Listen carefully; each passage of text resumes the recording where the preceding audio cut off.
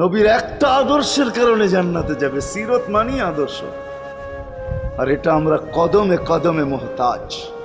কেননা এই ছোট জীবনটা যদি গ্রহণযোগ্যতা পর্যন্ত পৌঁছাইতে হয় আল্লাহর কাছে, চাই নারী হই, চাই যুবক হই, চাই বৃদ্ধ হই, যেই মানুষই হই না কেন, যেখানেরই হই না কেন, যেই বাসারই হই না কেন, যেই বর্ণেরই হই না কেন, যেই পেশারই হই না কেন, যেই সোসাইটিরই হই না কেন, এই জীবনটাকে যদি গ্রহণযোগ্যতা পর্যন্ত পৌঁছাইতে হয় কার কাছে? দুনিয়া আলাদের কাছে না, মালিকের কাছে, যিনি এক ফোঁটা পানির থেকে অস্তিত্ব দিছেন, যার কাছে আবার আমাদেরকে ফিরা যেতে হবে।